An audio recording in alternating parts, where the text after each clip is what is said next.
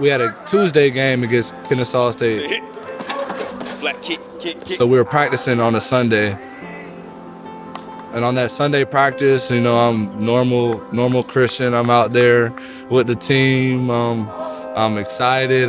Just normal me. The next morning, I woke up and it just felt like I had a serious migraine on the left side, the back left side of my head. I was at the ER for the next week.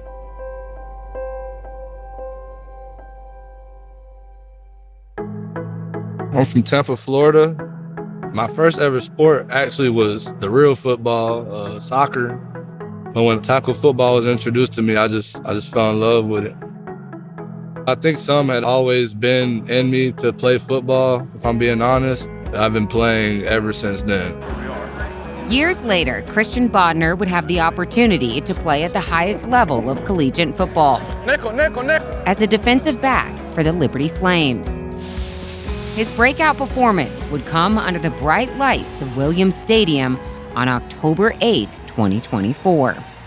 I started my first ever career college start against FIU. From the Flames 18, 2 receivers each way, balls on the right. Coach called nickel blitz, so it's my play call is for me. When he called it, I looked at my boy CJ Brazil, and I told him, star right.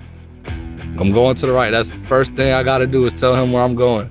So once I told him where I was going, the second thing that came in my head is I'm about to win this game. It's Lexington Joseph, no, but blown up. Ball is loose. Liberty wins the game on the hit in the sack. Christian Bodnar. I timed the snap, and I went right on time, and I hit him. Oh, the ball's batted down. No handoff. It's on the turf. The game is over. Game is over. That's definitely the biggest moment in my career so far as a Liberty Flame. Winners make plays, boys. Yes, sir. Winners make plays. Riding an all-time high, Christian would spend the following bye week preparing for the Flames' next opponent on October 23rd.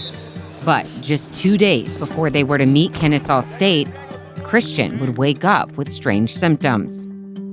I went to go drink some water. The second I picked up the water bottle, it was about 10, 15 pounds in this hand is what the water felt like. And then it felt normal in my left hand. I got a phone call. He said that the way he termed it, gravity was taking over his right side of his body. He gradually was not able to lift his arm or his leg. I knew something wasn't right. I was like, maybe I didn't get enough sleep. So I went back to sleep. I woke up, Coach Fearball just called me to let me know I wasn't in the meeting that I was supposed to be in, that I had no clue we had. He's like, are you okay? I'm like, yeah, Coach, I just got a headache, but I'll be up there. I need to go see Elias.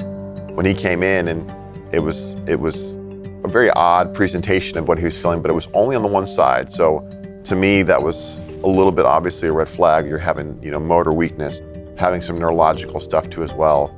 We did an evaluation on him, and we said we need to get a CT scan. That was our next step. We need to go to the emergency room because that was the fastest way that we could get it done.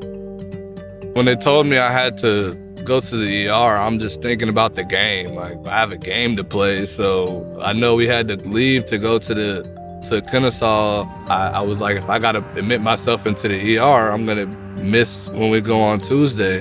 And that was the only thing I was really worried about. But unfortunately, Christian would have much bigger obstacles ahead. I remember getting to the hospital room, and I was in shock. He was in the fetal position in the hospital bed, and he looked helpless. And I do remember the same day, probably within 3 hours, they did a spinal tap, which is extremely painful. He didn't move.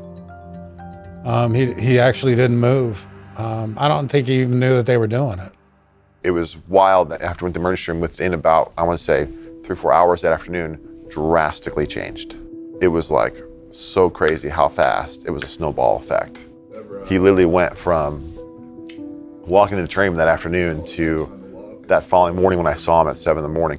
He could not get out of bed and he could barely speak. I didn't have no problem going downstairs, but coming up the stairs. That's whenever I started realizing, I had a self-talk to myself, man, you need to just sit down, and chill, because at that point, I couldn't even walk. So why am I even thinking about football? I know the point where I realized it was extremely serious was the first day that they tried to do physical therapy with him. Your brain's not communicating to this leg and that right on. You know, they had to physically lift his leg up for him. And afterwards, somebody came to meet with my daughter and talk about him transferring to an inpatient facility to live. After countless tests and about 3 days of waiting, results revealed what was wrong with Christian. They finally were like, okay, he has post-infectious encephalitis. When your central nervous system gets attacked and they think it's getting attacked by a virus, all I had was just a normal cold, but my central nervous system took it as if it was a virus, and it attacked my brain and caused my brain to swell. You got it. Christian would immediately start taking medications to help with his condition, but he was still unable to walk on his own. What can you do with that right leg? Pick it way up, pick it up, pick it up, pick it up. You got it, you got it. I had one moment where I just sat there and I was just frustrated. How you feeling? Woozy, tired, frustrated? Yeah. Yeah, bad. Just a deep exhaust, like, am I going to be able to play football again? And I truly didn't know. All right, what's our goal here? You want to see if we can walk around to that side of the bed, sit, and then come back around to this chair? Sure. Okay. You know, Christian, he's been really, really tough his whole life. And sometimes you don't know as a grandparent when he needs a hug. So all you can do is try and be there for him. Yeah, your brain's kind of fighting you there, so it's okay. It's working hard. The next day, I woke up and my right leg was moving. Whenever they came back in there, it was moving. Kick it back out. There you go. Part of it was a miracle. I mean, let's face it. Throw that punch again. Yeah. That's awesome, man. I remember the one day when he was in bed and he was able to lift his arm up and like throw a punch. And it was an ugly punch, but he was able to do it. I think that's when he actually had a smile on his face because he could see some progression that, you know, he was going to get through this. Take your time. I promise you, you don't even have to hold my hand. All right, well, I'm holding. It was crazy the change in how different he went from one day to the next.